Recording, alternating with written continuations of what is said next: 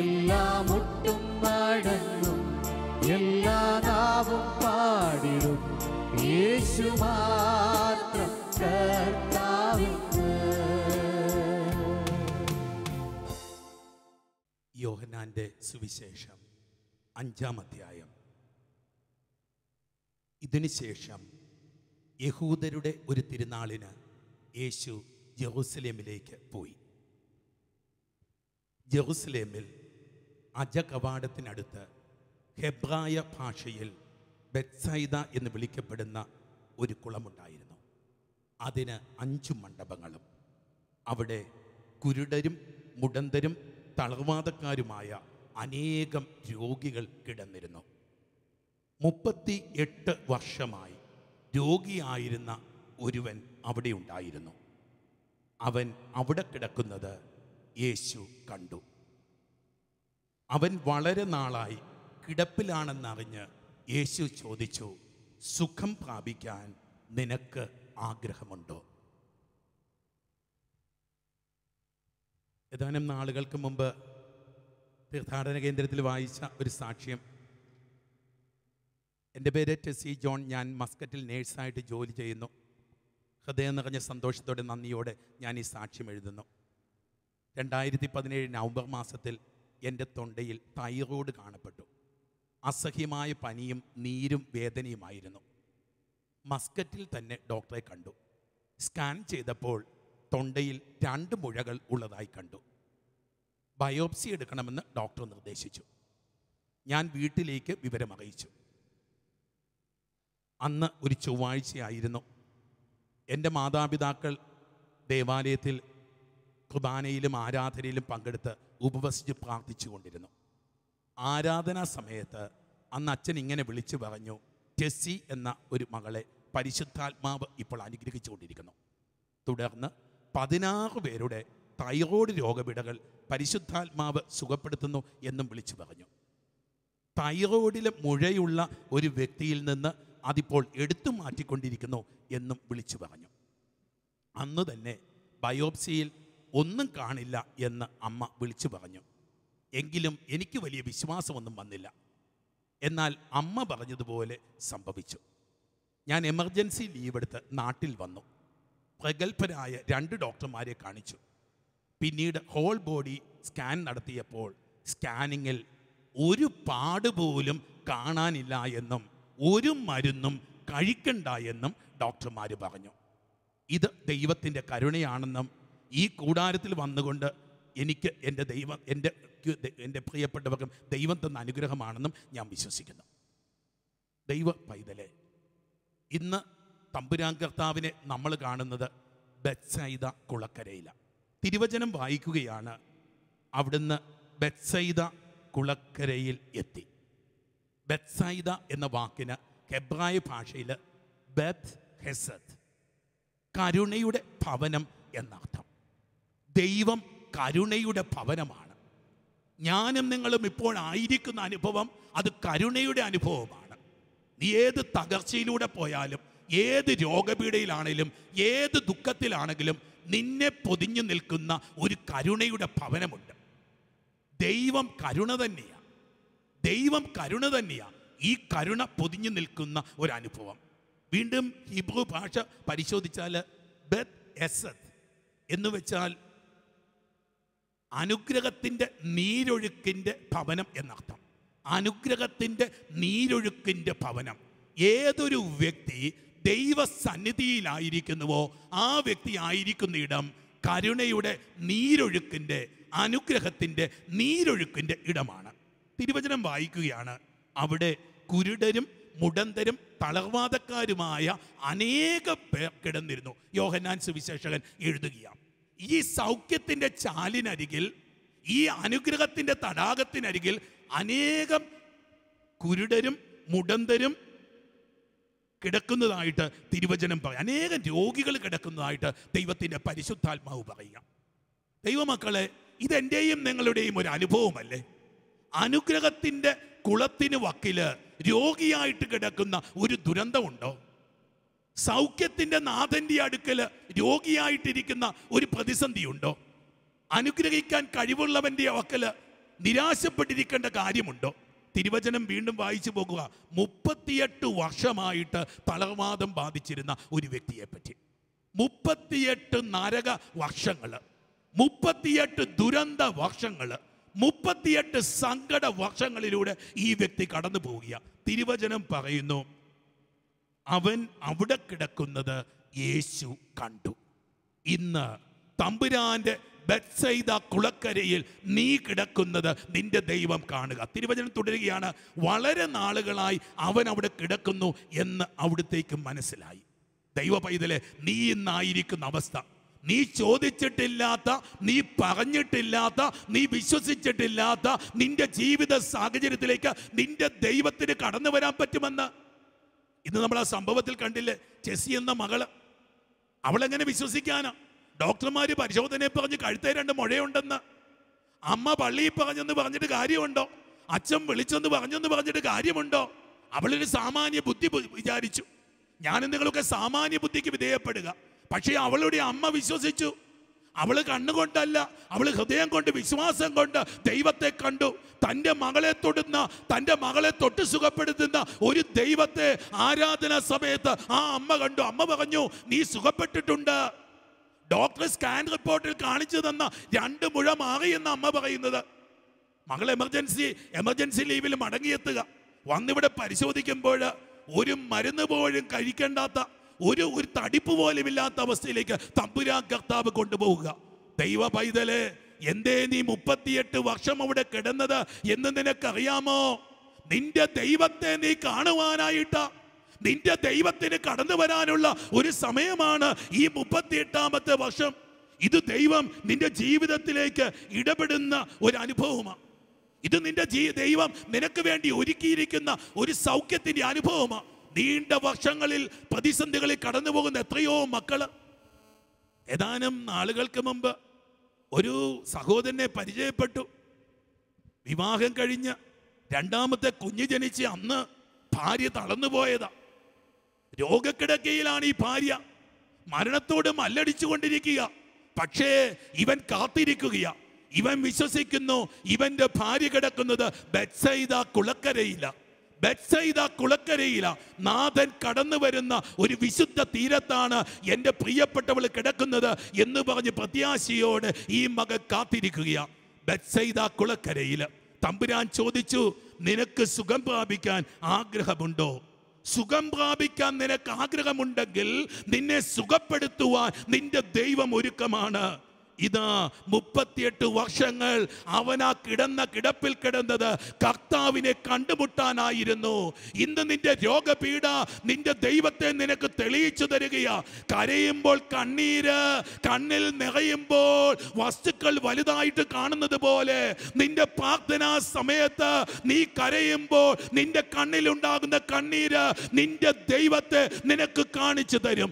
ഇതാ തമ്പുരാ കർത്താവ് നിന്റെ ജീവിതത്തിലേക്കും ഇടപെടുന്ന നീണ്ട വർഷത്തെ ദുരിതങ്ങള്, നീണ്ട വർഷത്തെ തകർച്ചകള്, നീണ്ട വർഷത്തെ പ്രതിസന്ധികള്, എത്രയോ മക്കള് രോഗക്കിടക്കകളിലായിരിക്കുന്നു.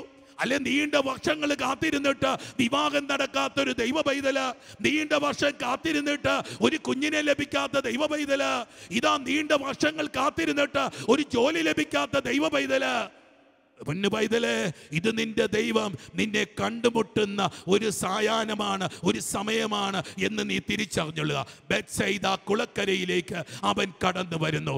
അവൻ കാണുന്നു നീ അവിടെ കിടക്കുന്നത്. ദീർഘകാലമായിട്ട് നീ അവിടെ കിടക്കുന്നു എന്ന് നിന്റെ തമ്പുരാൻ കാണുന്നു. അവൻ നിന്നോട് ചോദിക്കുന്നു, നിനക്ക് സുഖം പ്രാപിക്കണമെന്ന് ആഗ്രഹമുണ്ടോ? നമുക്ക് മധ്യസ്ഥ പ്രാർത്ഥനയിലേക്ക് പ്രവേശിക്കാം.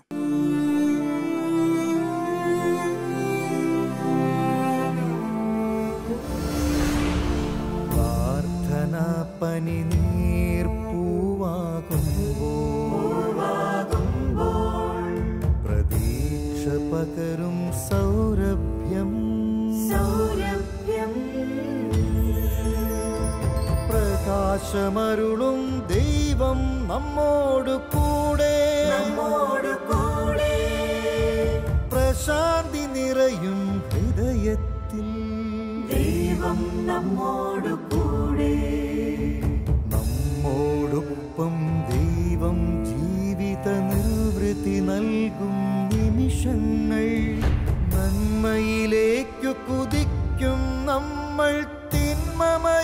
രക്ഷിക്കും കൺമുൻപിൽ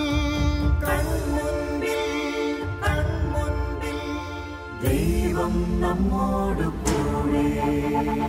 കാലം മാറും, ലോകം മാറും, കാരുണ്യം കൃപ പകരുമ്പോൾ മാധ്യസ്ഥ്യത്തിൻ സമയം ദൈവം മാനസതാരിൽ വാണിടും. ദൈവം നമ്മോട് കൂടെ, ദൈവം നമ്മോട് കൂടെ, ദൈവം നമ്മോട് കൂടെ. നീണ്ട 38 വർഷങ്ങൾ ബെത്സൈദ കുളക്കരയിലേക്ക് എറിയപ്പെട്ട ഒരു ജീവിതം. ആരും തിരിഞ്ഞു നോക്കാത്ത, ആരും സഹായിക്കാത്ത, ആർക്കും സഹായിക്കാനാവാത്ത ഒരു ജീവിതം. 38 വർഷങ്ങളുടെ ദുരന്തം, 38 വർഷങ്ങളുടെ തകർച്ച, 38 വർഷങ്ങളുടെ കണ്ണീര് ഇതാ തമ്പുരാൻ ഏറ്റെടുക്കുക. നീണ്ട നാളുകളായി നീ അനുഭവിക്കുന്ന സങ്കടങ്ങളിലേക്ക്, നീണ്ട നാളുകളായി നീ അനുഭവിക്കുന്ന വേദനകളിലേക്ക്, ഓ ദൈവ പൈതലെ, നീ വിശ്വസിക്കുന്നെങ്കിൽ ഈ നിമിഷങ്ങളിൽ അവൻ നിന്റെ ജീവിതത്തിലേക്ക് വരുന്നു. ഒന്നു വിളിച്ചാലോടി എൻ്റെ അരുകിലെത്തും, ഒന്നു സ്തുതിച്ചാൽ അവനെൻ്റെ മനം തുറക്കും, ഒന്നു കരഞ്ഞാലോ മനുഷ്യൻ മിഴി തുടയ്ക്കും. ഓ എത്ര നല്ല സ്നേഹമെൻ്റെ ഈശോ, ഓ എത്ര നല്ല സ്നേഹമെൻ്റെ ഈശോ.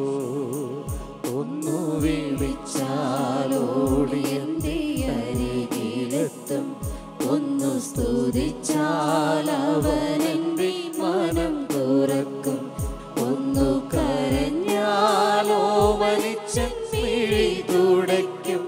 ഓ എത്ര നല്ല സ്നേഹമെൻ്റെ ഈശോ, ഓ എത്ര നല്ല സ്നേഹമെൻ്റെ ഈശോ. തമ്പുരാന്റെ കാരുണ്യത്തിലേക്ക്, തമ്പുരാന്റെ കാഴ്ചകളിലേക്ക് നിന്നെ നീ സമർപ്പിക്കുക. അവൻ കണ്ടു 38 വർഷമായ വ്യക്തിയെ. ദിവ്യകാരുണ്യനാഥൻ എന്നെ കാണുന്ന നിമിഷങ്ങളാ. ഈ പൊന്നു തമ്പുരാനിലേക്ക് നോക്കുക. ദൈവത്തിന്റെ കരുണ നിന്നിലേക്ക് ഒഴുകുക പൈതലെ. ദൈവത്തിന്റെ അനുഗ്രഹം നിന്നിലേക്ക് ഒഴുകുക. നീണ്ട വർഷങ്ങളുടെ ദുരിതം, നീണ്ട വർഷങ്ങളുടെ കഷ്ടപ്പാടുകള്, അനേകം മക്കളുടെ നൊമ്പരങ്ങള് ദിവ്യ സന്നിധിയിലേക്ക് ഇപ്പോൾ ഉയരട്ടെ.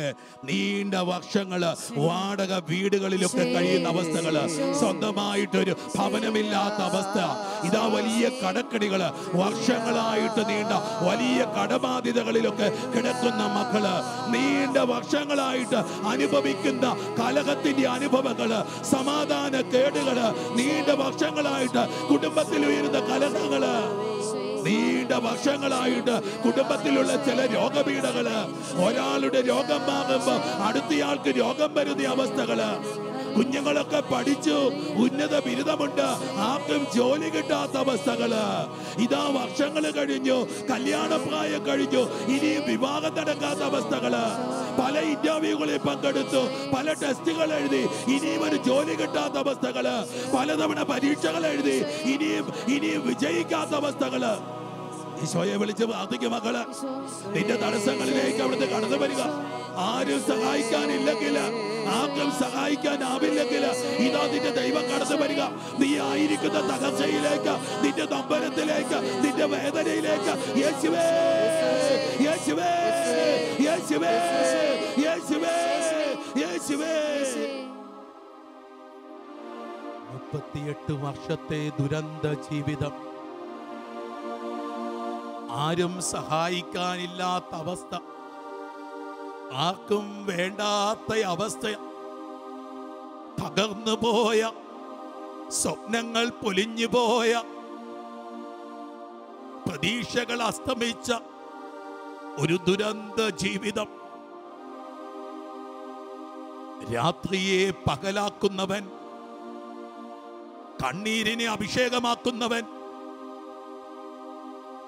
ഉടന്തനെ കൊണ്ട് നൃത്തം ചെയ്യിക്കുന്നവൻ, ഊമനെ കൊണ്ട് പാട്ടുപാടിക്കുന്നവൻ, എന്റെ ദൈവമിതാ എന്റെ അടുക്കലേക്ക് വരുന്നു.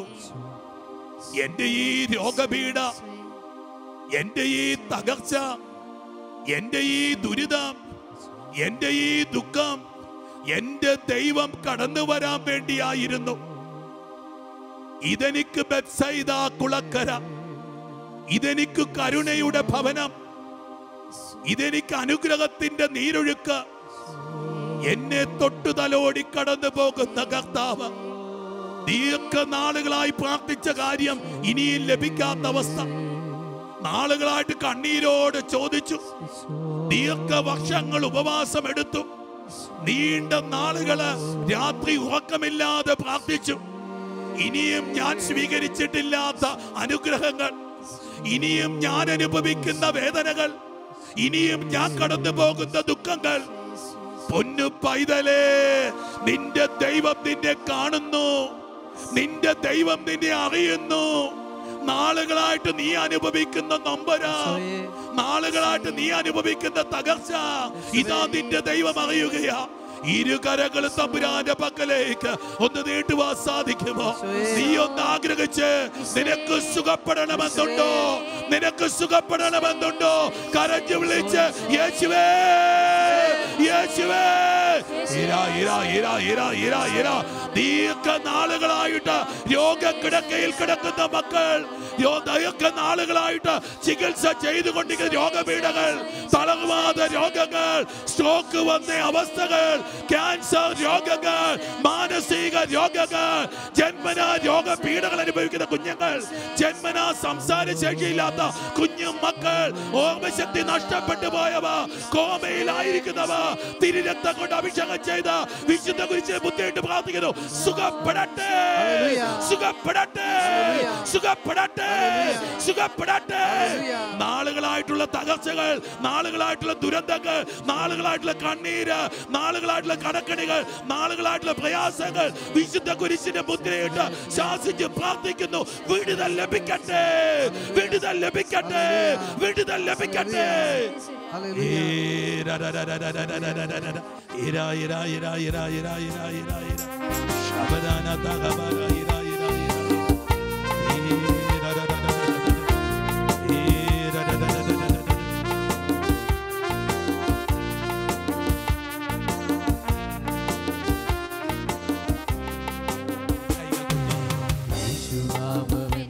ആശ്രയം, ആശയറ്റ നേരമെന്റെ ആശ്വാസം, നിൻ വചനമാരി തോന്നിനേ, എന്റെ വേദനകൾ സൗഖ്യമാക്കണേ. യേശുനാമമെന്റെ ആശ്രയം, ആശയറ്റ നേരമെന്റെ ആശ്വാസം, നിൻ വചനമാരി തോന്നിനേ, എന്റെ വേദനകൾ സൗഖ്യമാക്കണേ. ബത്സയിദ കുളക്കരയിലെ രോഗി പോൽ ഞാൻ തളർന്നവനാകുന്നു, നിന്റെ കരുണ തേടുന്നു, വൈകലേ, എന്റെ മോചകാ. ബത്സയിദ കുളക്കരയിലെ രോഗി പോൽ ഞാൻ തളർന്നവനാകുന്നു, നിന്റെ കരുണ തേടുന്നു, വൈകലേ, എന്റെ മോചകാ, വൈകലേ, എന്റെ മോചകാ. പരിശുദ്ധ പരമമാ ദിവ്യകാരുണ്യ